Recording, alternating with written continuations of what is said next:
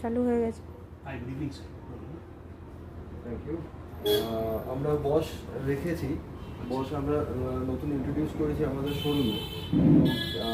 Sir আছেন, উনি আমাদের বোঝাবেন যে কেন আমরা বসটা মেনলি প্রেফার করবো বা কেন এটা মানে কিসের সাথে থেকে ডিফারেন্ট, অন্য ব্র্যান্ডের থেকে কী ব্যাপারে এটাতে ডিফারেন্ট আছে, মেন স্পেশালিটিগুলো আপনাদের বোঝাবে।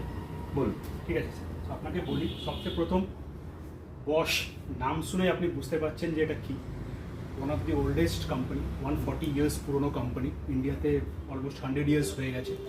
আমাদের নিজস্ব একটা ফ্যাক্টরি আছে চেন্নাইতে, যেখানে আমরা অনেক অ্যাপ্লায়েন্সেস ম্যানুফ্যাকচারও করি। আমাদের এই যে চিমনিটা আছে, এটা হচ্ছে আমাদের জার্মান ইঞ্জিনিয়ার চিমনি আপনি পাচ্ছেন এখানে। ঠিক আছে, এটা আপনাদের ইউরোপিয়ান স্ট্যান্ডার্ডের উপরে বেস করে বানানো হয়। এবার বেস্ট আপনি কেন বলবেন অন্য ব্র্যান্ড থেকে? ফার্স্ট হচ্ছে যত কোম্পানি, একটা কোম্পানির রেপুটেশন।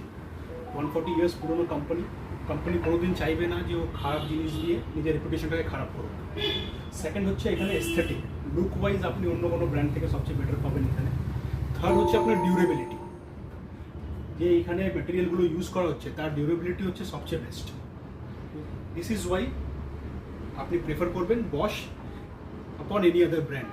এবার আমি এখানে যদি কোনো ফিচার্সের কথা বলি, ফার্স্ট হচ্ছে আপনি এখানে যে ফিচার্সটা পাবেন সেটা হচ্ছে অটো ক্লিন। ঠিক আছে, এবার কি হয়, চিমনি আপনার ইউজ করতে করতে তো নোংরা হবে, মোটরের আশেপাশে আপনার অয়েল গ্রিস লাগবে। এবার আপনাকে বারবার নিজে থেকে ক্লিন না করতে গেলে চিমনিতে দেওয়া আছে অটো ক্লিন মোড, যেখানে চিমনি নিজে থেকে নিজেকে ক্লিন করে নেবে। মোটরের নিচে হিটিং কয়েল দেওয়া থাকে, হিটিং কয়েল থেকে হিট জেনারেট হয়ে সব অয়েল গ্রিস মেল্ট হয়ে আপনার এই অয়েল কালেক্টর ট্রেতে চলে আসে।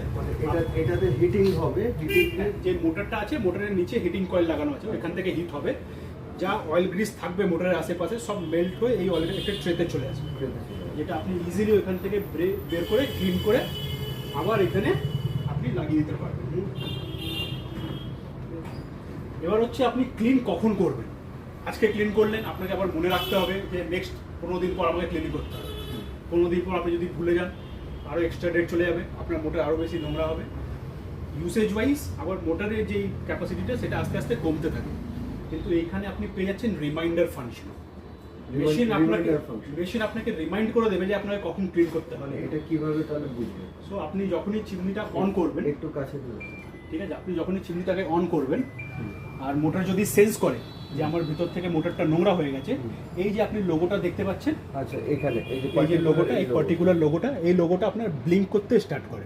আচ্ছা, ঠিক আছে, যখনই আপনি অন করবেন আর দেখবেন এই লোগোটা ব্লিঙ্ক করছে, আপনাকে পাওয়ার বাটন আবার অফ করে দিতে হবে। অফ করে এই বাটনটাকে লং প্রেস করে রাখতে হবে।